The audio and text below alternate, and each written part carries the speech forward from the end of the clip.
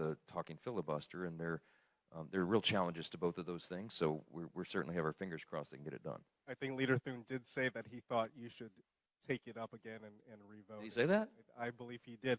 All right. Hear what you asked for. President Trump has said that if Congress can't send him the Save America Act to his desk, then he's not going to sign anything else into law. Is this the end of legislating for this cycle as we know it?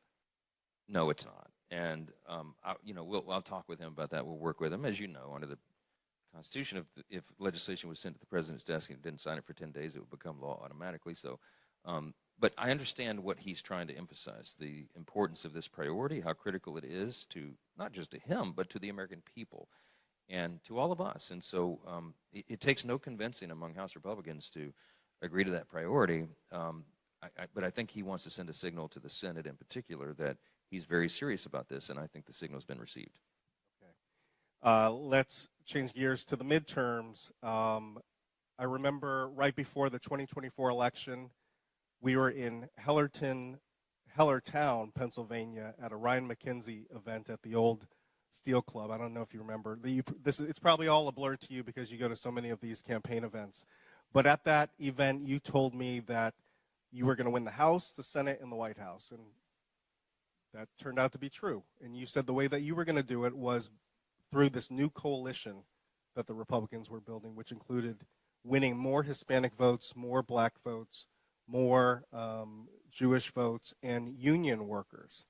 But now we are seeing certainly Hispanic voters after this ICE raid campaign by the Trump administration. We are seeing some of those Hispanic voters turning against Trump. I think there was an NBC poll that showed that only 1/3 of Latino voters now support the president, down from 46%.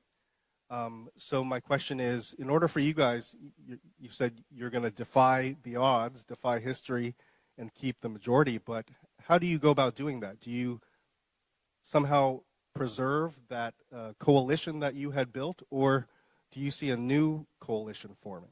No, listen, we had a huge demographic shift in the 2024 election, as you referenced, and all those groups and others who came into the Republican Party, not reluctantly, but they came with hopeful anticipation. Two reasons for that. We were presenting common sense solutions to the challenges they were facing, and the Democrat Party left them behind. As I say all the time, I said earlier this morning, this is not your father's Democratic Party. They do not resemble what a generation ago they did. Their platforms are radically different now, and they're most of them are avowed socialist or Marxist, and they're going too far left.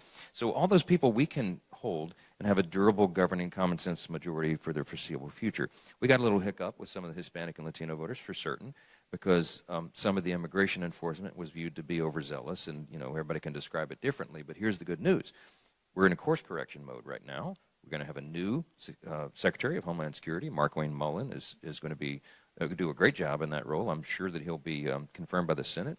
He's a thoughtful guy. He'll bring a thoughtful approach. You have somebody like Tom Homan, who has 40 years experience in the field and was decorated by former Democrat presidents for his acumen and expertise, and he went into Minneapolis and brought calm to the chaos there. That's what you're going to see. And I think that the Hispanic and Latino voters who came to us came for a number of reasons. They were very animated about the open border and all the negative secondary effects that came from that, but they also concerned about the cost of living and the lack of jobs and all these other things that everyone's concerned about. So we have a great record to run on, Scott. The reason we're going to win the midterms, the reason we're going to defy history and do it, is because a number of factors. I have a very boring 90-minute slideshow that I could show you this morning, show you all the reasons we're going to win. But we have great candidates. We have a fundraising advantage right now. We have much better policy and a strong record to run on. And all these demographics of people are going to feel the positive effects of that. We're anticipating extraordinary economic growth going into this year in the midterms. All boats will rise. Salaries and wages will go up.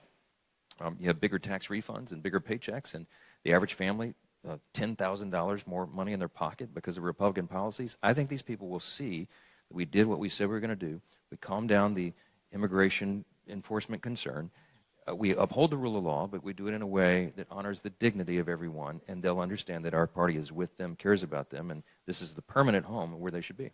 Okay, but if you, if history stands, the party in power always loses seats in the midterms, and you have barely any seats that you can afford to lose. If you do lose the midterms and you lose the majority in the House, will you follow in the path of Nancy Pelosi, who decided to remain and run for minority leader with the path later on to return to the speakership? Or will you say, look, I've reached the pinnacle of American politics. I've done all I can do. I've exceeded expectations from everybody around me, and I'm going to ride off into the sunset.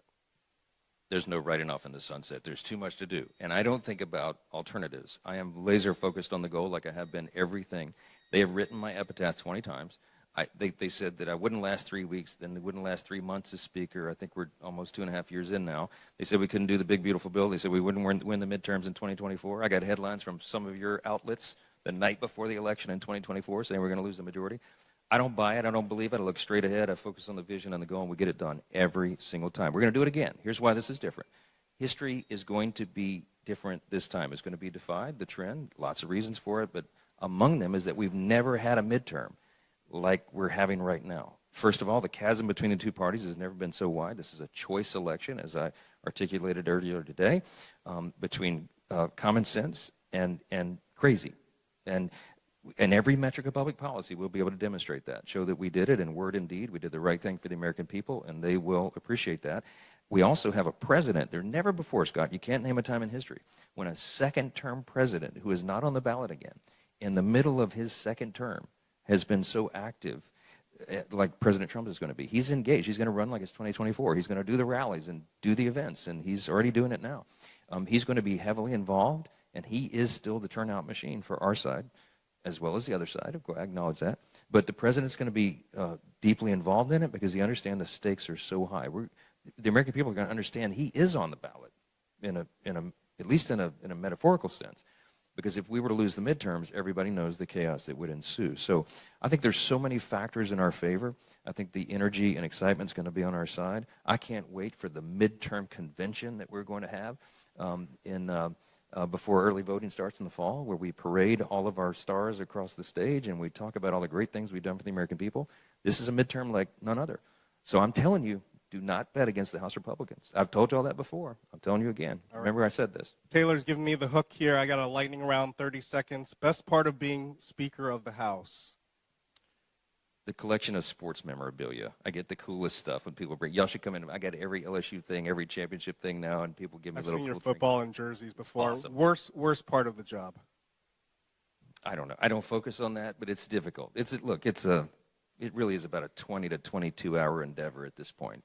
It's very complicated, very widespread set of responsibilities, but I'm not complaining. I'm honored to have the position, and I'm going to do my duty and the best I can every day. Somebody that you rely on for counsel in the House Republican Conference, other than Scalise, Emmer, Lisa McClain?